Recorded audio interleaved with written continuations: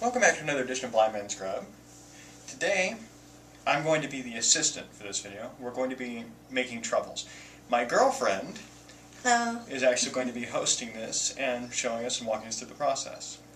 And behind me are the ingredients and materials we're going to Alright, so we're going to be using Alton Brown's recipe for making truffles. Just a little bit different though. You are going to need a saucepan, just a pretty medium-sized one.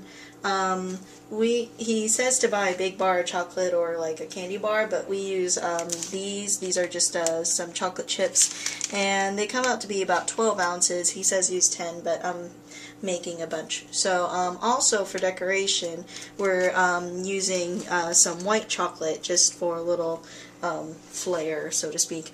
You're going to need some heavy cream, some unsalted butter, we've got some corn syrup, and then just some mixing bowls, measuring cups, and then also some sort of flat baking dish of some sort, something where the chocolate could rest, and I'll explain more about that when we get to it. Alright, and let's see, again, we're using bittersweet chocolate or mildly sweet chocolate just because we like that taste better. Alright, so if you're making it for the usual 10 ounces, then you would take out some of this, but I'm just going to go ahead and pour all 12 ounces of it in. And then you're going to need 3 tablespoons of butter. Alright, to that, add 3 tablespoons of butter.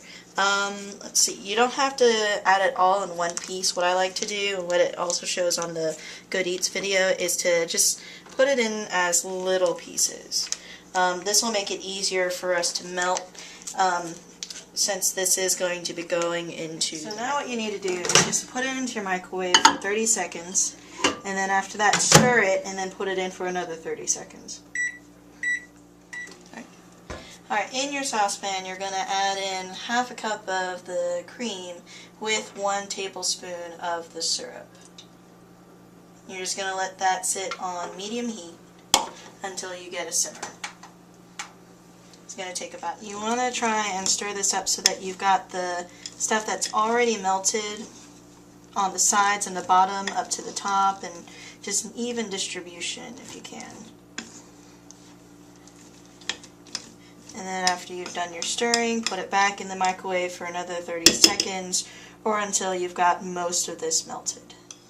Alright, so for some of us who had a poor choice of bowls or like not so great microwaves, some of this might not be as melted as you'd like.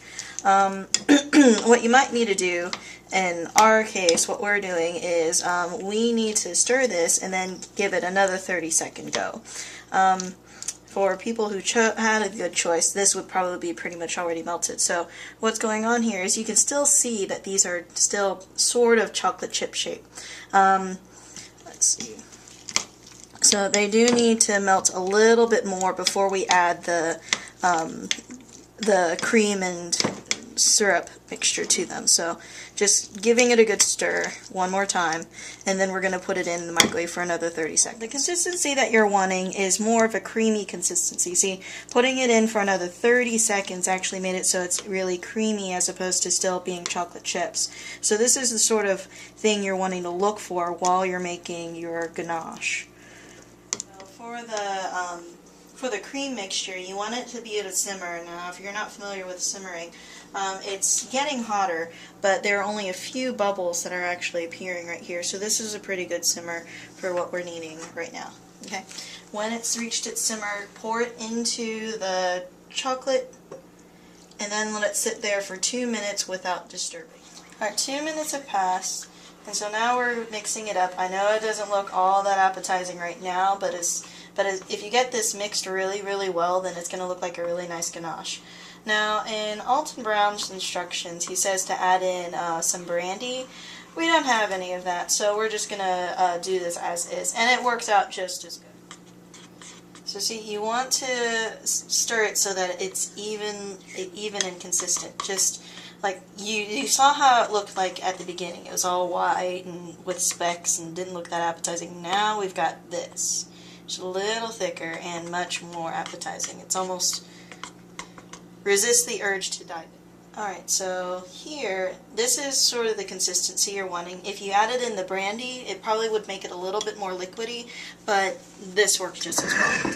Alright, so get your plate, needs to be flat, just so you can have a consistency. And I'm wearing mittens because I'm a heat wimp.